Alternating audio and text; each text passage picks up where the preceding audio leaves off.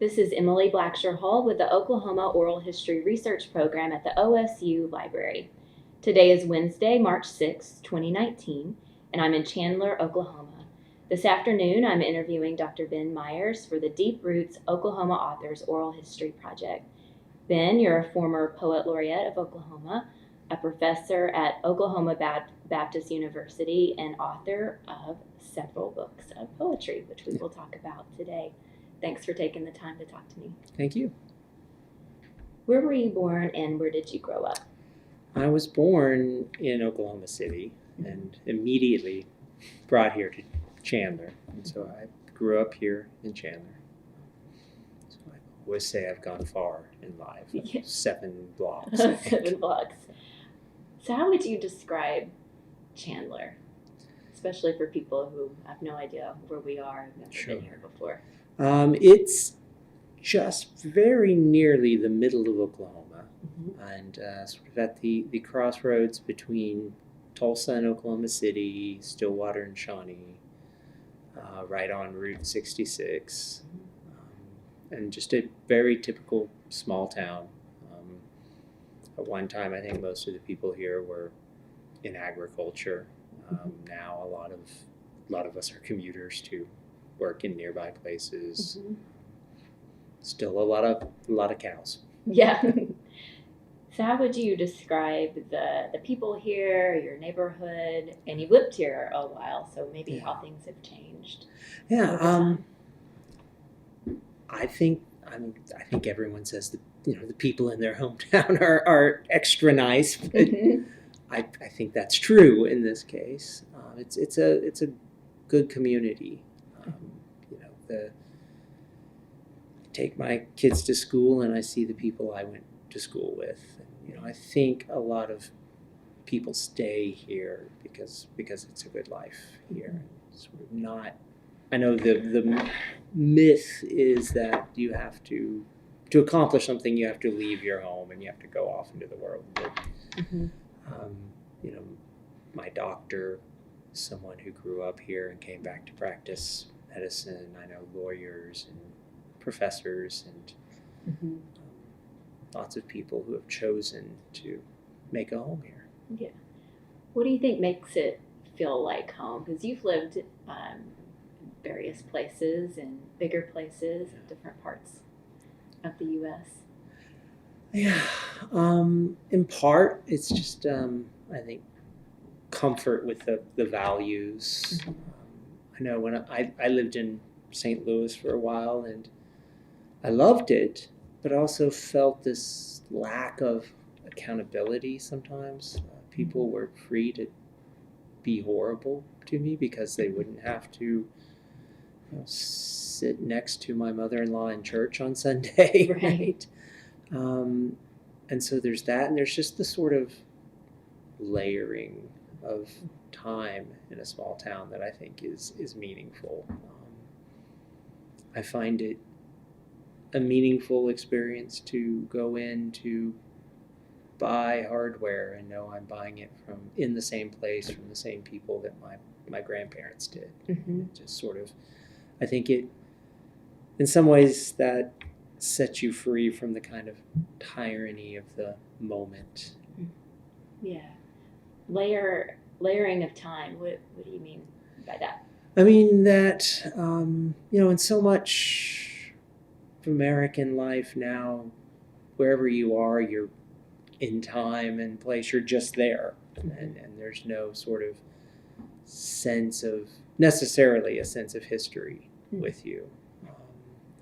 Or a sense that, there's a root there connecting you to something. And here, when I take my children to the school I went to and walk down the same sidewalks that my parents and grandparents did, I feel like I'm living in more than just my own moment. Yeah, or even this home that you were telling me about before we started recording. How old is it? Can you tell us it was built bit? in 1907, so the same year as Oklahoma statehood. And Yeah, it was built by the town doctor who also built the house we lived in previously. So I was saying before that we're kind of following his path. Yeah. And there. I guess what I like about that is certainly not. It's not the old pipes or the basement Right. with the water in it. Yeah. But what I like is this sense of, I think if we live only with new stuff, then we have a sort of sense that I'm responsible for this stuff only for my sake. But when we live with older things, it helps remind us that I'm responsible for this, not just for my sake, but for the future's sake too. Yeah, interesting thought. We'll probably come back to that in a few minutes, but I wanted to ask you about your parents. We'll start with your mom, Anna, who's also a writer. Yes. Is that correct? Yeah, tell me about her. She is a member of the Oklahoma Writers Hall of Fame and the author of innumerable novels for young adults, a lot of historical fiction primarily, some of it set in Oklahoma. She was a writer for as long as I can remember. I feel very fortunate that she wasn't a published, successful writer for as long as I remember. I got to see a lot of years of determination and sticking with it and writing every day, even though it's not being bought. And then I got to, of course, it was a great joy to see her sell her first book and then go on to such great success. But I think I learned a lot about sticking with your art from her, and about how much it's worth it to stick with it, I guess. Yeah. How would you describe, you mentioned her determination, but how would you describe her personality, or maybe you have a certain detail or a story about her that would kind of sum her up a little bit? Yeah. Oh gosh, personality. She has a lot of personality. I think most people would tell you. I determination. Seeing her working on those early books, and I remember her typing them out. It was before the computer age, so she'd type a draft on the electric typewriter and then type another draft on the electric typewriter. And I think that just speaks to that need to tell stories. Right? So that's a lot of trouble to do all that typing and then putting it in the envelopes and mailing it to, at that time, mainly mailing it straight to editors. This was sort of before the agent age. So that kind of determination, I think, all while teaching public school in rural Oklahoma, which is... Did she teach English? She taught English, sixth grade English, 8th grade English.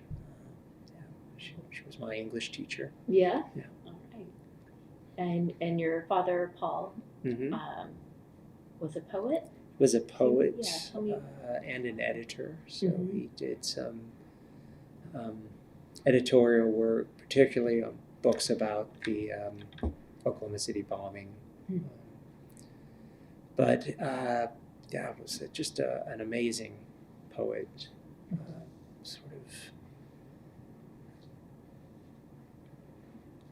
I don't want to say he didn't need the determination and grit too, but for him things just seemed to often just come easily. The writing, sort of an inspired sort, maybe more of a free spirit in a way.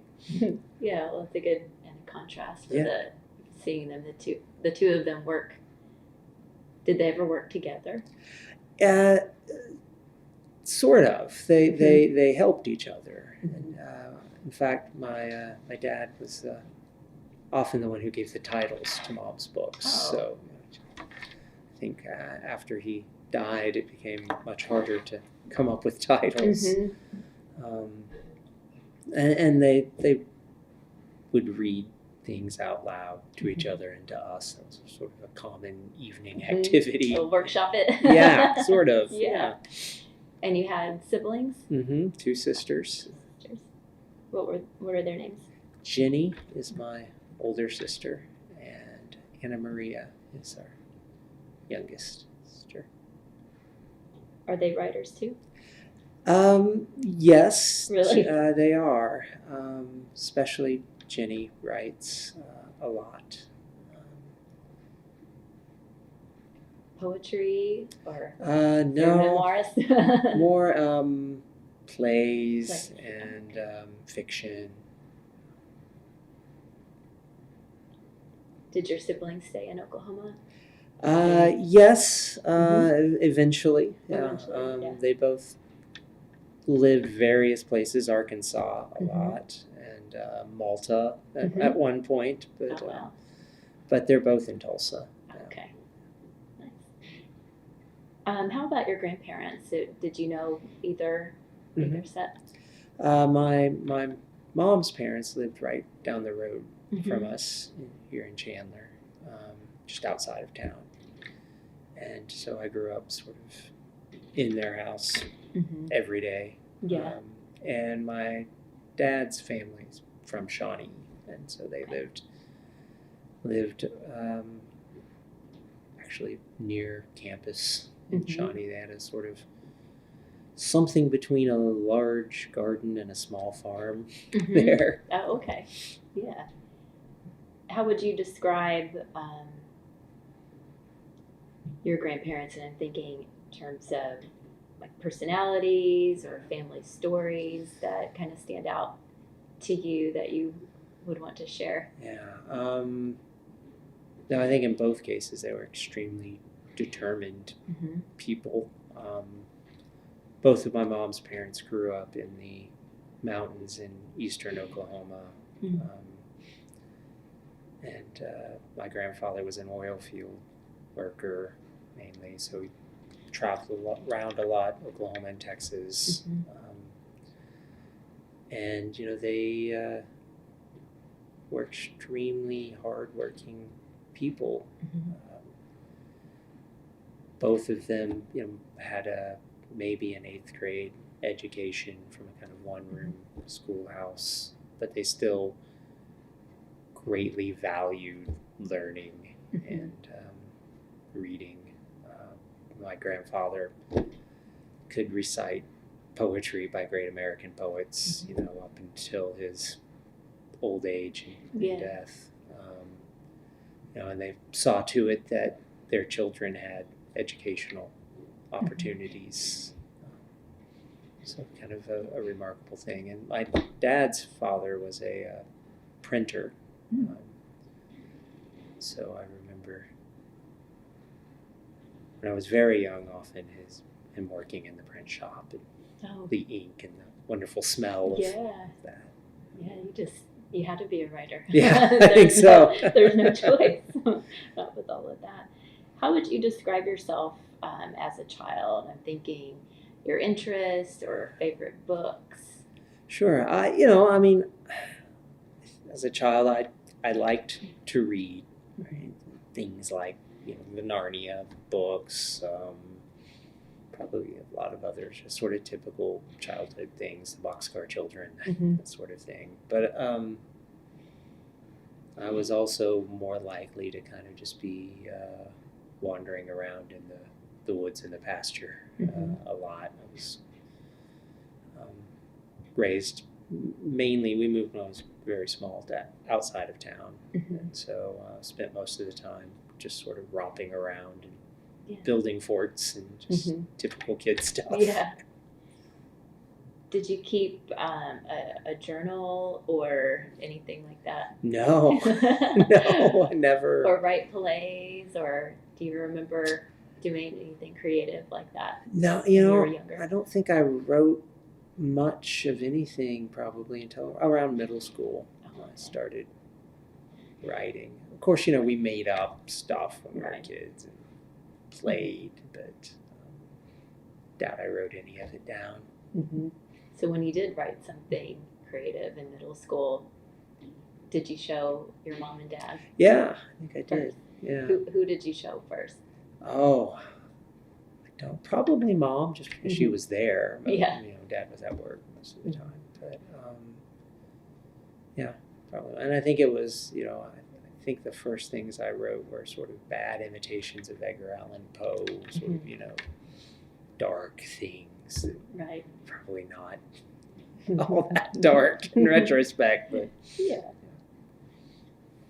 Do you think imitation is a good way to get started in learning how? Yeah, I assign that to my students. Really? Right.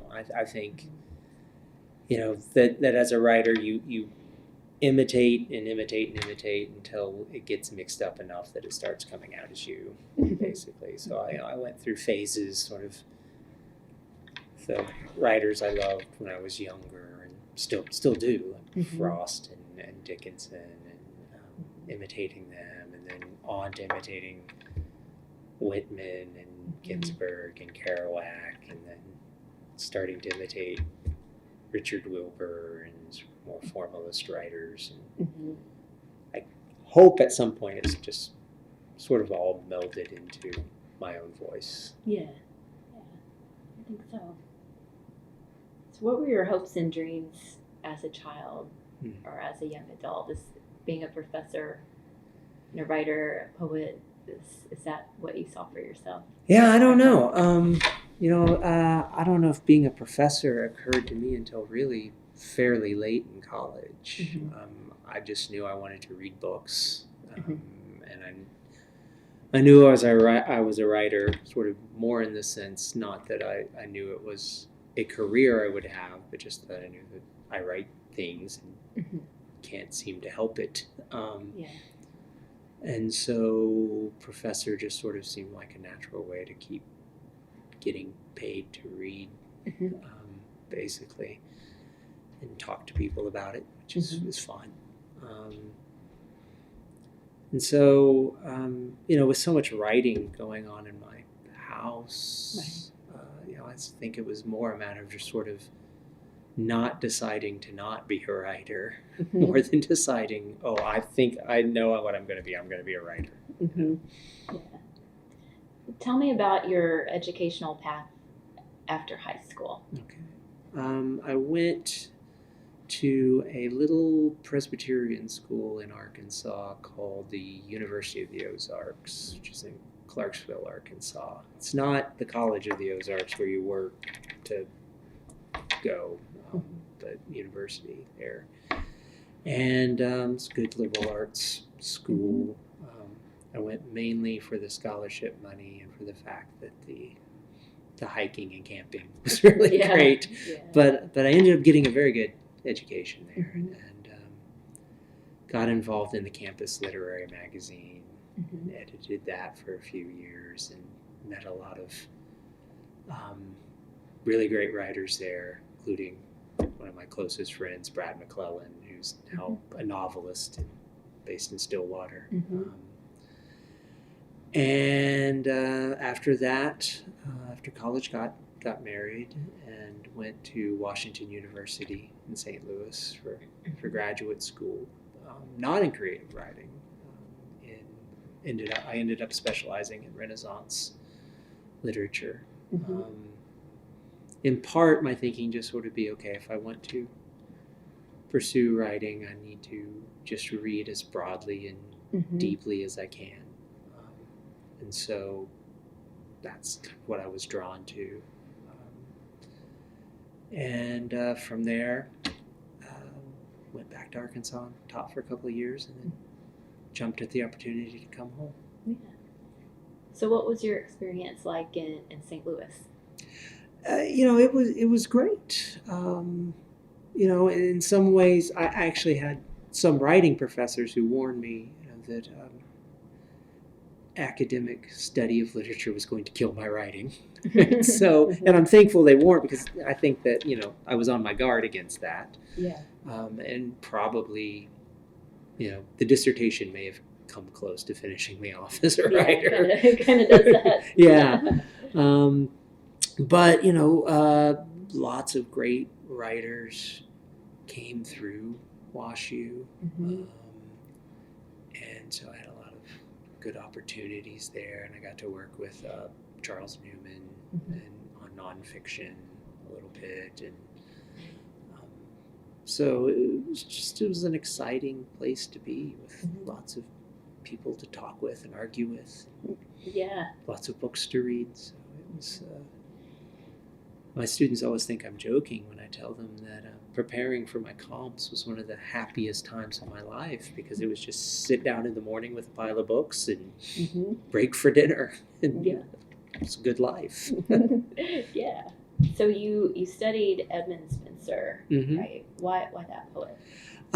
Well, something about the kind of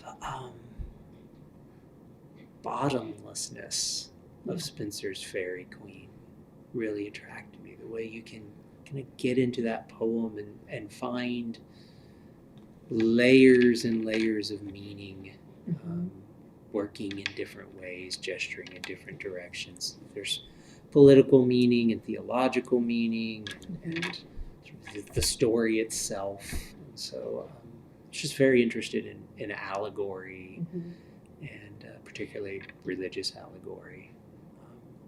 And so I wanted to explore how a writer means a lot of things at once.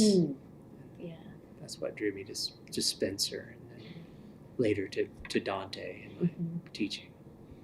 And in your work as a professor, how do you teach students the layers of because that's something, once you start seeing poetry, I think, or any piece of literature as being able to do something like that, it kind of changes how you read or how you connect. I think so, and I think you have to do it just a lot of times by reading with them in class. Right? So this is the point. I teach a course, part of our core curriculum, our Western Civ program, in which they read Dante's Divine Comedy, and I just pick some really rich moments in the poem and just slowly work through them in class and sort of pull out all the possible meanings and significances. And the students, of course, always say, well, we can't possibly mean all that. And I always tell them, we're just getting started. He means a lot more than that. And part of what I'm trying to do is get them to unflatten out their own world, to start to see meaning and significance in their, not just on the page, but in the world around them. Yeah, it's a good vehicle to do that. So I wanted to go back to your dissertation for just a minute. No one ever does that. I know. But you know, what's interesting about dissertations to me, especially when I'm talking to poets and writers, is who you talk about in your acknowledgments and how you do that. So I just noticed how you talked about how supportive your wife Mandy was, and do you mind telling me a little bit more about her and maybe how you met and how she supports you in your writing? Yeah, I will say, there aren't a lot of experts on Edmund Spencer in the world, and Mandy might be one, because she read every page of that dissertation and caught my typos and told me when I was being obtuse, and so I'm very grateful to have such a smart partner. We met here in Chandler. We were in choir and band and the academic team together. And I think our first date was about a year before our second one. It took me a while to convince her to try again. I know. But we've been together, ever since. Her family runs the Lincoln County Farm Center, which is a big feed store, hardware store, home garden supply sort of everything you need in rural life kind of store here. And so she works in that now. She has a degree in education, a degree in theater, and has worked in theater, and but works with her family, which is wonderful. Our kids go along with her when they're not in school, so they know more about agriculture than I do at this point. Yeah. In what ways do you think you support her? And I guess I'm talking more of like emotionally and... Yeah. Hopefully in lots of small ways. I do the laundry. Wash the coffee pot every night so we can make coffee every morning. But Mandy's still, and I'm very proud of this, still involved in community theater here with Lincoln County On Stage. So she's directing or assistant directing a show right now, and she's acts in shows. So, and I always encourage that. Try to step up my half of things when she's doing that. You have two creative people like that. It can be hard it can just be hard, especially if you both have... It can be challenging, dreams, but I think it's so good for our kids in our house to sort of not have parents who are drained because they're not doing anything they love, but to see that example. I love the example she sets for them of making art where you are, that you don't have to be on Broadway to do theater, that you can make beautiful things wherever you land in life, and should. Making art where you are. I think that would be a good and a segue to talking about your books, your collections of poetry. So I wanted to start with Elegy for Trains. What do you think the goals of this book were? It was the first one, which can be hard putting together. Yeah, and that one was certainly written over more years than the other two, because I was doing the dissertation and doing my first years of teaching, and it's not really about trains. But when it came out, I would sometimes get questions from train enthusiasts or model train hobbyists who expected me to know all kinds of things that I just don't know. It's really, the book is an elegy for my father. And the trains for me were sort of a symbol of the America that he grew up in and knew. He used to tell me stories, and he had kind of a rough childhood. His mother abandoned the family when he was young, and he was raised by a stepmother who was good in her own way, but not the most understanding or soft person. So he told me stories about often running away and hopping the train and getting as far as maybe Oklahoma City before getting picked up, and the police would call his parents, and so I just sort of thought about the train, and it's not that trains are gone from, but they're not what they were. And so that sort of symbol of the America that he knew and grew up in his life and childhood. So really, the book's mostly about him. So how about Lapse Americana? How do you think it continued with some of the themes you brought up in your first book, or how was it different? I guess I would say it's similar in that it's about memory, but I would probably say to some extent all poetry is about memory. Wordsworth's Spots of Time. In some ways, Lapse Americana is sort of about memory, memory as a burden and a blessing. It's about forgetting as a sort of blessing and a curse, both. A lot of the poems in the book were inspired by a family friend who was suffering from dementia and memory loss, and And so I was thinking a lot about the relationship between memory and identity, Mm-hmm. and sort of looking at that both in the personal context and kind of like the first book with the trains in the cultural, historical context too. Mm-hmm. If you had to choose a poem, or we could choose more than one from Lapse Americana to read that's especially significant to you, or something that maybe you feel has been misunderstood or something to that effect, is there anything that you would pick and would want to read? Probably one of the most significant. It's hard to say. I know. But it's an unfair question. Like, what's your favorite kid? Yeah, I know. But probably the first poem in the book, Spook House, is probably my favorite.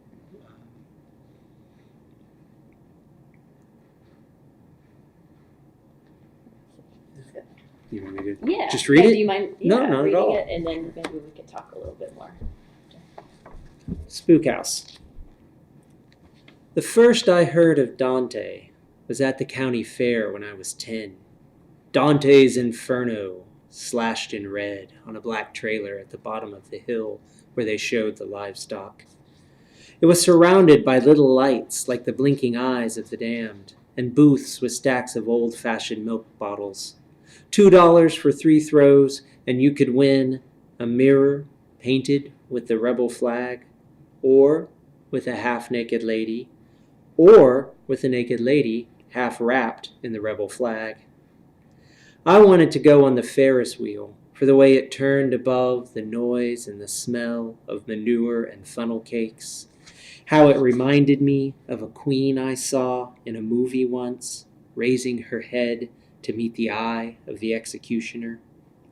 My friends wanted the thrill of Dante's trailer, where shrieks and groans from a cone speaker mixed with bleats drifting down from sheep on the hill. This was the summer Nick O'Hare's cousin killed himself after graduation, and a drought set in that left the earth cracked and flaked like old paint. But there wasn't a war then. I stood in line looking out over cars parked on dead grass, their jagged rows like gravestones, 2 big crows perched on the utility pole at the center. Years later, there is a copy of La Commedia on my desk while I write this, and 2 more editions on the shelf. But I'm thinking of how we entered the Inferno 2 at a time, in little cars on a greasy track, how a bar lowered across our laps, and 2 black doors swung open as we watched our friends before us disappear around a dark curve. Thank you. And with your work, you have references to small town life, to ordinary struggles, and you end up putting it in such a way that it really illuminates, like good poetry should, these bigger aspects of the human condition. So I just keep coming back to what you said earlier, making art where you are.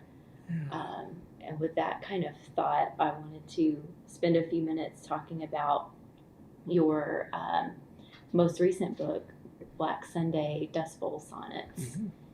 So I find this collection compelling for many of the same reasons your work is compelling in your earlier books, but these poems, where they're set and what this, and just with Black Sunday as the backdrop, and you have images here, why did you choose to write about this point in history, and what's your connection to these characters? Well, it's interesting because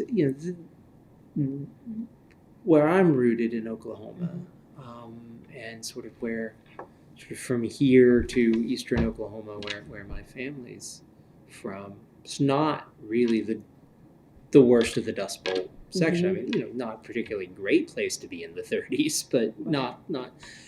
But I think growing up here in Oklahoma, the Dust Bowl is sort of it's part of the mythos of the place. It's part of the legend, and so that drew me to it. I mean, we as a kid, once a year, our parents would gather us around when the Grapes of Wrath came on TV, and we'd sit and watch that. And I just always had the sense that these are my people. These Oklahomans, these survivors of that. And so I wanted to write about people living through some of the worst possible things and still having hope. It's funny, people ask me, is this a bleak book? I think this is not my most hopeful work yet, and just set in the worst possible circumstances. And that's really what draws me to it. What is the power of human hope in the worst possible cases? Yeah. So how did you prepare for this book? Because you mentioned it kind of towards the front of the book, the various things that you read and maybe watched.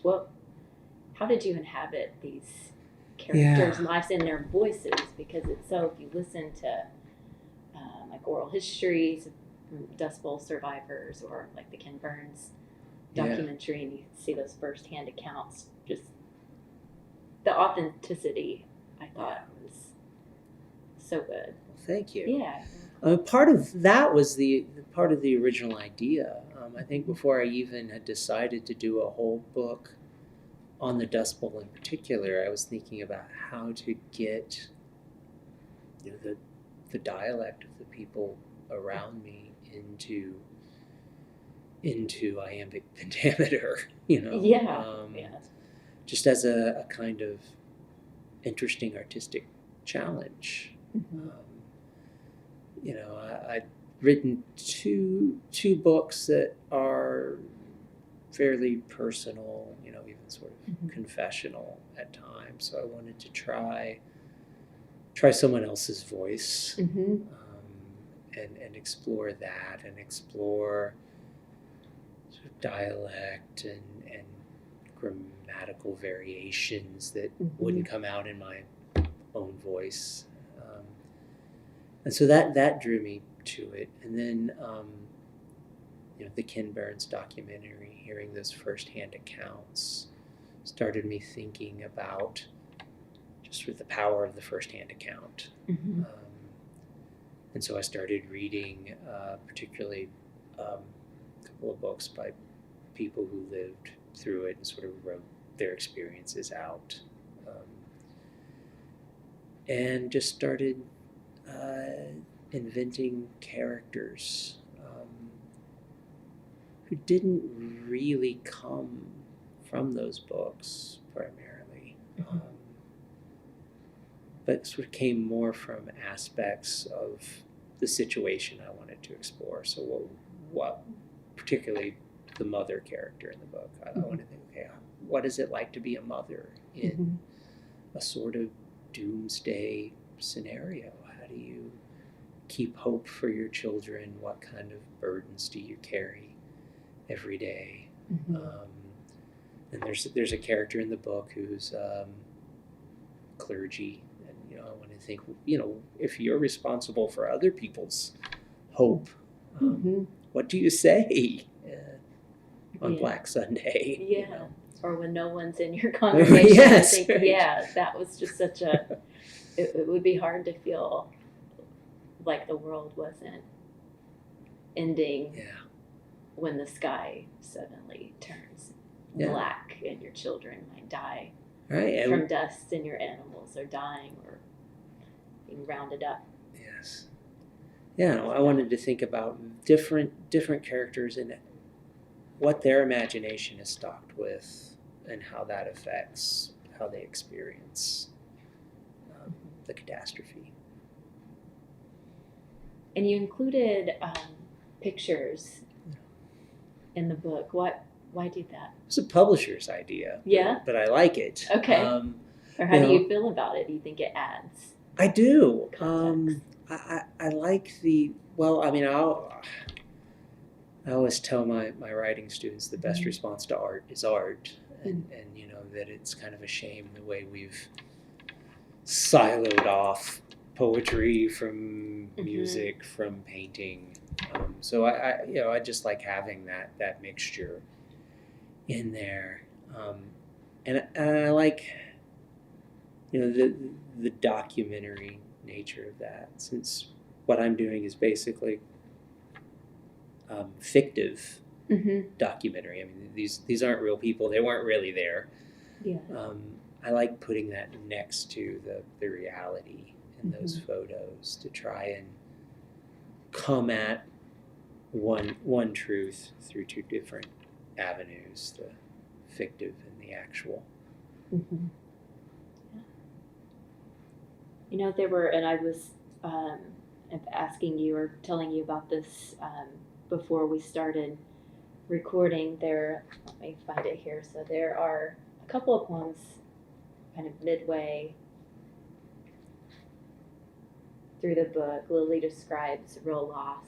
Will tells how to carry a loss. I was wondering if you could read those and if you could talk about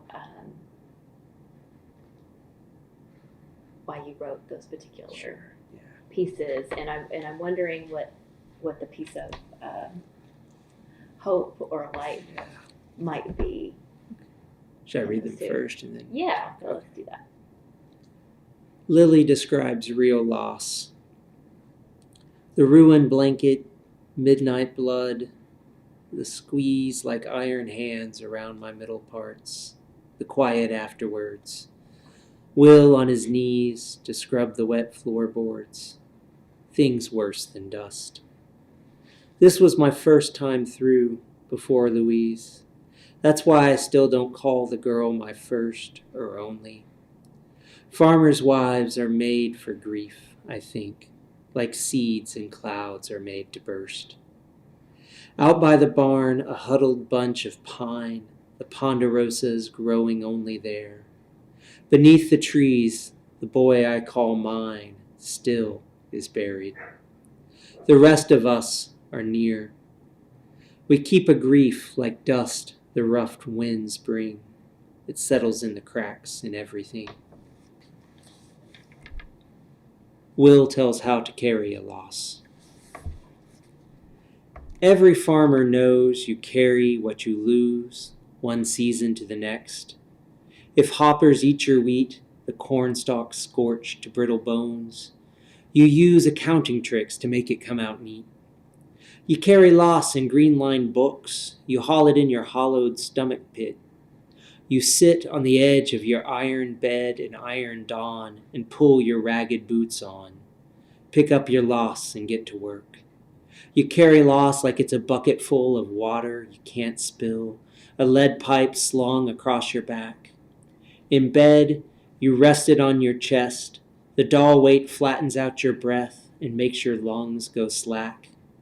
In twos, like heavy logs, you haul it with your wife and carry it for all your God-given life. So I'd read several accounts of miscarriages due to the dust. There's one in Sonora Babb's novel. Their names are unknown. And then there are several nonfiction accounts of it. And it made me think about the way that when we're not a part of these big tragedies, we can tend to think of them in terms of a big tragedy. So that the tragedy in the Dust Bowl is X number of people died or X number of people lost their farms. But when you're in it, that's not really what the tragedy is. The tragedy is that the person you love has died or you have lost your farm. It's not the numbers. It's every instance of it. And so I wanted to write some poems that address the personal nature of loss, that, what makes the Dust Bowl heartbreaking isn't all these people who lost so much. It's each person who lost so much. And so that's really what those poems are about.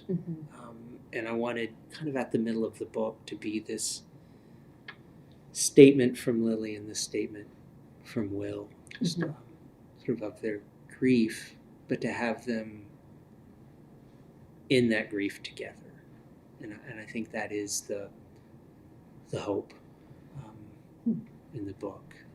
Will says, you carry it with your wife.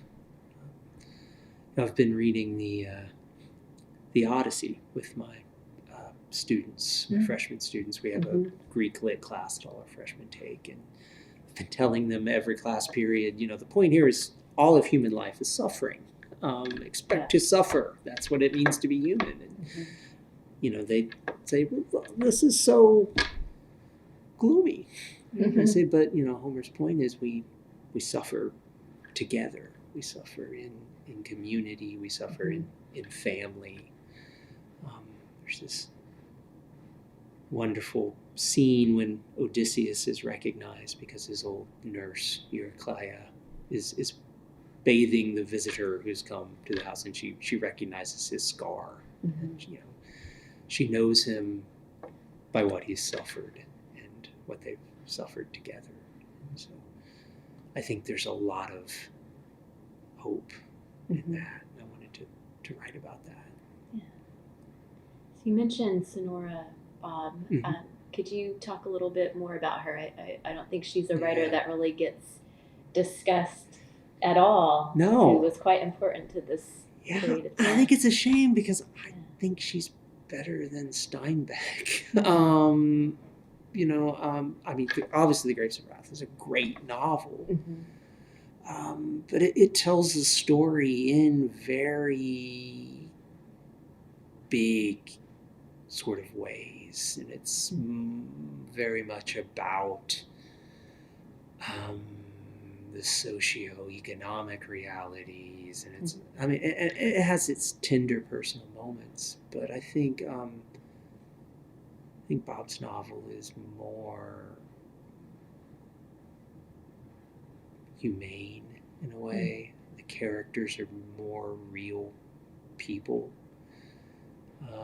They're not as, I guess, archetypal as Steinbeck's Okies. And so, I think it should be more widely read, appreciated. Yeah, I thought it was interesting that you had mentioned that here, and then also in your book and the research that you did. Are there any other poems from Black Sunday that you want to talk about or share that you feel kind of represent what you're trying to say?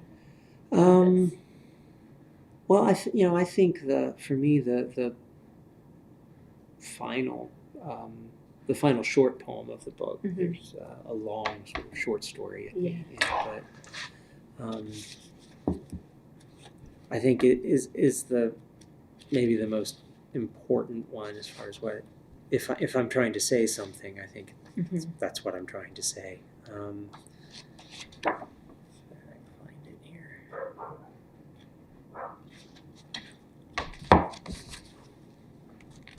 Lily describes hope. A summer day was like a heavy feather, those first few years, weighty and soft. The light got into everything and then shone out. The fields was like a lamp in sleepy weather. But drowsy heat soon turned to something tougher, mean like a man who's drunk and wants to fight. We lost the rain, we sweated through the night. You grab on crazy hope if you're a mother. Then one day, drops make circles in the dirt. You run outdoors to feel the rain again. After so many scratchy years of drought, you open up your mouth to taste the wet. Just sprinkles, but funny, a little rain, and you can almost see it, the new earth. And so, I guess pretty simply, it's about the hope of resurrection, life after death, and how that hope doesn't make a lot of sense. It's not a rational hope. It's just a few sprinkles, maybe all you get. But I guess the thing that testifies strongest to the foundedness of hope, the reasonableness of it, is that it's there anyway, right? That it persists, that she can hope, to me, is a good sign that she has a reason to. Yeah, keep going. Yeah. So what are you working on now, or you've been thinking about that? Yeah. What's next? It's always the next I've question. got a manuscript of poems, more like my first two books, only much more about fatherhood, about raising kids in rural Oklahoma. So I'm finishing that up and trying to figure out what to do with it. Yeah. So that's mainly what I'm working on. I've got a book about the writing of poetry, particularly writing and theology. So I'm looking for a publisher for that. And just trying to write whatever I can, in between grading papers and going to school carnivals. Right, yeah, it's the stuff of life. I wanted to ask you about your time as Poet Laureate of Oklahoma. So that was 2015 to 2016, is that right? What was that experience like for you? It was wonderful. Yeah. It was an opportunity to combine two things that mean a lot to me, poetry in Oklahoma, and to do some really wonderful things, to talk about poetry with second graders in Ponca City, to visit with retirees who are interested in writing poetry in rural Oklahoma, to get out to the Panhandle and down to the southeast part of the state and travel around. So it was a wonderful experience to try to promote poetry in Oklahoma, talk about it. Yeah. What do you think poetry can do for young people, for young Oklahomans, and then also what can it do for people who are older and maybe feel alone? I think in both cases, what poetry can do is what any art can do. Give people an experience of beauty and meaning beyond the material drudgery of everyday concerns.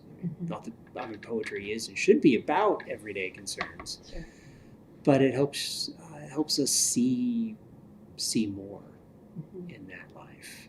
I think,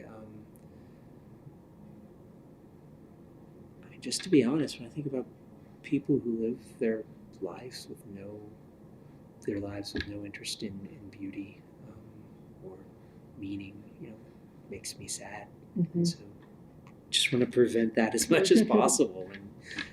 And whether it's music or painting or poetry, I think the more art people have in their lives, the better. Right? I feel like we've lost that a little bit as a country. I was talking earlier about my grandfather with his 8th grade education, who could recite poetry by Longfellow and Tennyson,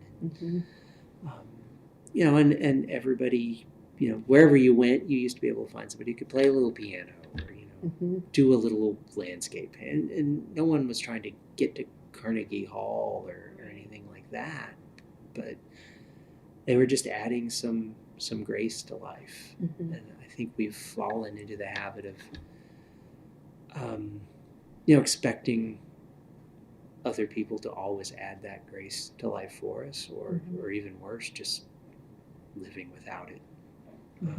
So one thing I wanted to get across as poet laureate to both young people and everybody was just you can do art. Yeah. And if you want, you can dedicate yourself to it and do it really well. But also you can just play around with it if you want. Mm-hmm. How do you think we can encourage more Oklahomans to read poetry and appreciate it, or maybe not feel like it's not for them? Yeah. I think one way we can do that is, honestly, by writing poems people want to read, right?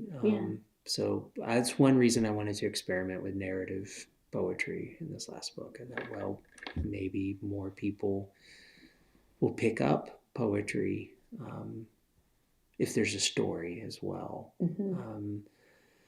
I think it's so important for poetry readings not to be boring.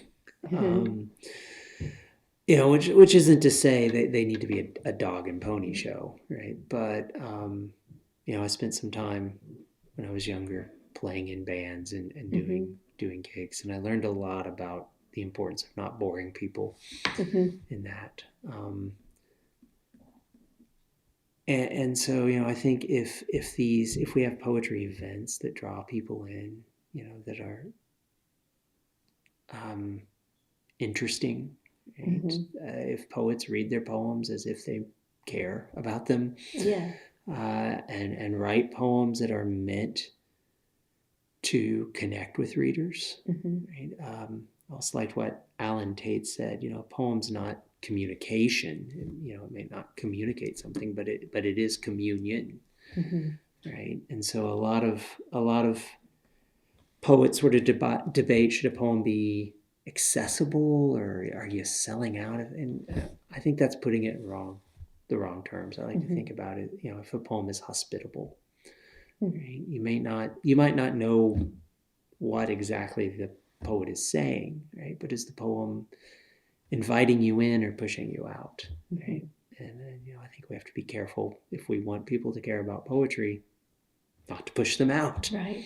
Yeah, I think that's a good way to put it. So I wanted to take a few minutes to talk about your writing process. So could you take me through how you write a poem from that first impulse or sensation or mood you want to capture? Yeah. I basically have two different processes. One is a line will come to me, and so I'll take that line and work with it and see where it goes. Right? I think William Stafford called that following the golden thread. And it's really nice when that happens. Yeah. But probably more common is I sort of am struck by something I think I'd like to write about. So what I usually do then is fill a page or two of a notebook with a kind of prose description of everything I can think of to say, just describing it, mainly focusing on physical detail, but also just sort of following thoughts wherever they lead. And then going back to that and kind of mining the poem out of it, looking for images that I can hang the poem on, looking for phrases that I like. And so I usually build it in unorganized random prose and then tear it down and rebuild it as a poem. Yeah. General process. What's the best writing advice you could give to young writers or older ones, aspiring writers, frustrated writers? Yeah, that's the only kind. I know, think. Isn't it? It's probably the same thing. Everybody says read. Yeah. I think reading is 90% of writing. Just read as much as possible. Read widely, read old books and new books. And I usually tell my students, my writing students at some point, very frankly, you should be reading as much as possible. And if you're finding you don't want to do that, then being a serious writer is probably not your calling. You might keep dabbling in it for fun, but, if you want to be a writer, you should have a hunger for reading. Yeah. Is there anything else that you'd like to talk about that you feel we haven't covered? We've kind of covered a lot of. No, I think you've covered it very well. Okay. Just in terms of this project, probably would just say what you've already figured out, that Oklahoma has an unusually strong community of writers. Yeah. I think that surprises a lot of people. I've lived in St. Louis and traveled to a lot of different places, and there are writers everywhere, but it's rare to find such a supportive group of writers. Oklahoma has a great community of writers. Yeah, very supportive, but then also quite diverse in what moves or motivates writers to write what they do. Yeah. There's not one way to really describe what literature that's produced or created out of Oklahoma is, which I think is really that is very true. And we have our surprising amount of kind of avant-garde experimental writers, and we have a lot of very direct, sort of even folksy writers. We have formalists, and we have people writing in Klingon. I mean, we have all kinds of things going on. So just I have a hard time imagining a better place to write. When I was a kid, I thought, well, if writers are people who live in Paris and hang out in cafes. Right. Yeah. Despite the fact, that my parents were the obvious proof to the contrary. So this is a wonderful place to work, to create. Great. Well, thank you so much for your time. Thank you. And I appreciate it.